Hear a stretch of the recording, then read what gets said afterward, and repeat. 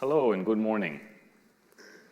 My name is Narendra, as Alejandro said. Thank you, Alejandro, for that. And hold on a second. There's a little technical glitch on this slide. The chicken. Okay. Well, let's reset that one. So I grew up in India, and I came to the United States to attend college. Not much older than most of you over here. And after that, I ended up working in the high-tech industry at Microsoft down in Seattle. And while I was there, I met my wife, and we got married, and I was kind of chugging along, doing my work like everybody else.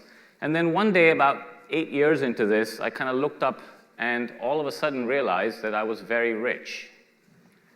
Now, this wasn't because I was particularly clever. It wasn't because I had invented something snazzy. It was simply because I was in the right place at the right time.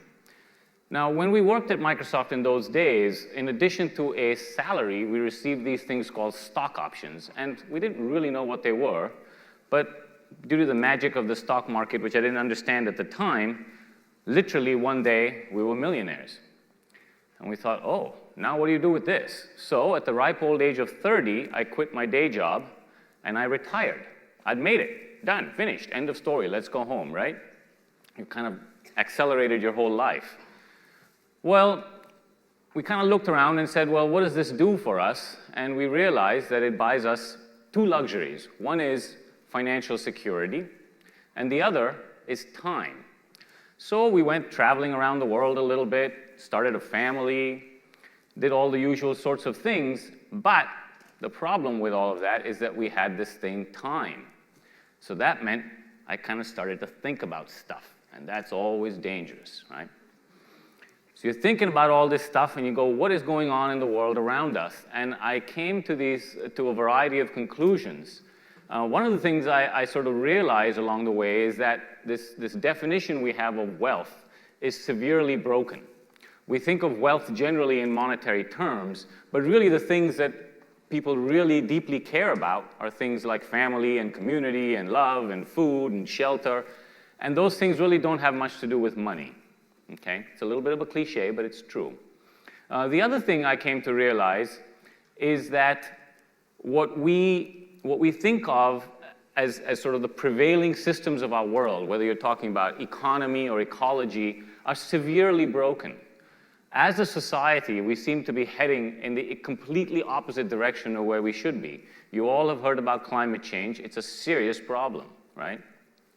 We also know that the gap between rich and poor continues to grow and continues to become a real problem in our society today. So these things were all kind of mulling around in my mind, and I was sort of wondering, well, what is it that I can do about this stuff? I realized that we have to do something. We can't just sort of sit around. And I went to take this permaculture class, and in this class, this bearded hippie got up at one point and said, "It is time to unwind the hypocrisy of our lives." And I thought, oh, what does that mean? And I thought, well, maybe that means I got to buy a more eco-friendly dishwasher or something like that, make these consumer choices. But of course, that's really not sufficient, and that we really need to go a lot further than that.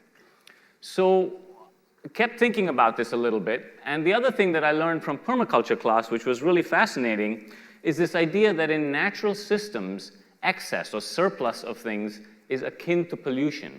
And I started to think of concentrated financial wealth as sort of a little too close to pollution for comfort. Carlo Petrini, who is the founder of Slow Food, once said that money is like shit. If you put a whole lot of it in one place, it stinks and it's disgusting and does no good. But if you spread it around your fields, it's great fertilizer. And that's something that really kind of resonated with me. So I started to think about this stuff, and at the same time, one of the things that's critical to me as a person is food and community. I really love eating. Who doesn't, right? So all of these things were swirling around and coalescing around this twin theme of food and community. And at the same time, I was realizing that our modern food system has a lot of problems. It is severely, severely broken. Let me give you some examples. That up there is a modern turkey farm. Thank God we are not turkeys, right? Those animals, tens of thousands of them, spend their entire lives in that shed. They never see anything green, as in living plants, and they never see blue sky except out those dusty windows. Okay? This modern food system creates a whole lot of fast, cheap, and convenient food, or food-like substances, but it also creates a whole lot of problems. It is destroying our soil, our communities, and our people.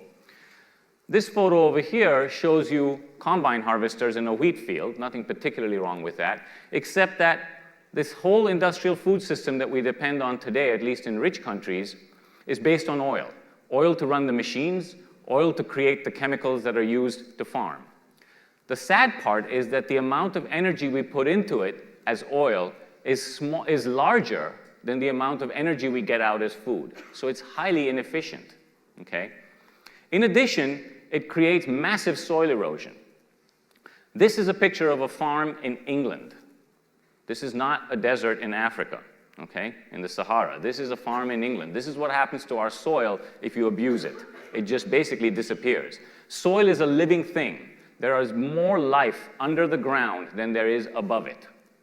When you step into a forest, into a healthy forest soil, just the little area under your feet has more than 300 miles of fungal mycelia in it. Okay, the soil is a living organism, very similar to our guts. It's kind of like the digestive system of the planet. So all of this was sort of really worrying me, and I was getting all stressed out. Well, what am I supposed to do about this? And then I thought, well, let's start thinking a little bit about surpluses. What are the surpluses that each of us have, or in our case, what are the surpluses that we have? And we had some financial surplus, more than we needed. We had time, we had energy, and we had love and desire, and those things are far more important at some level. Okay? So we started to think about them in context with food. Now, this industrial food system also creates a very immediate problem, which is epitomized here. That salad there is unhealthier than that 4-patty hamburger. Who would have believed that, right? That salad has more fat, more calories, more sugar than that hamburger. Okay? And that is where we are today. So we decided, well, let's change this. Let's develop some new stories. Moved our family from Seattle to Portland, Oregon, and purchased a 60-acre farm. On that farm, we grow a variety of vegetables and fruit and eggs and chickens and all sorts of things. There's 20 of us who work there. And because this was not just about the way you grow the food, but also the economic aspects of this and how all of the people come together, we decided to put it all into what's called a multi-stakeholder cooperative. The idea is that all of the people involved in getting the food from the ground all the way into the belly, okay, that means all the people who eat the food as well, are all owners and part of this cooperative. Okay, we call it our table. The idea is that everybody owns their food. Owns in terms of physical ownership, but also in terms of taking responsibility for it and making decisions around it. Lord Northbourne, who was one of the modern farmers of modern organic agriculture, said in the 1930s that we have tried to conquer nature by force and by intellect. It now remains to try the way of love. And this idea of entering into a meaningful relationship with soil and with the community is really what's the guiding principles for our table and what we're trying to do. Now, I'm not going to say that it is successful or it will be successful. We don't know that. But what we're really trying to do is create some new stories. The old stories, right? The stuff that says that you should just think of yourself as a consumer, that all your choices are limited to buying a better dishwasher or to voting for, Donald versus Hillary in an election. We have so much more than that. It's really about taking that control back as communities and coming up with local solutions to local problems, okay? This is a photo of a farm dinner. And to me, it sort of epitomizes this idea of what I call the holy communion between food and community. Every time you put food into your mouth, you are essentially communing with nature, right? In a world today where so many of us are so disconnected from nature, this is a really, really important piece. And to me, it's sort of the essence of life. So one of the things that you guys bring to the table as adolescents is that you have the most finely tuned bullshit meters on the planet, okay? Adults lose this ability. The reason for that is that we become kind of enmeshed into the systems. Whereas you guys can spot hypocrisy from a mile away. You can just sort of call a spade, and that's what makes teaching such a difficult job, teaching you anyway. But that bullshit meter is a really important tool because it allows you to kind of question the status quo, right? And what I'd really like for you to think about is the fact that, yes, all of you in here, all of us in here are really highly privileged people, right? We have all sorts of privileges. We have good health, we have food, we have shelter, we have financial capabilities, all sorts of things. And most importantly, nobody's dropping bombs on our head. That's a huge privilege in today's world.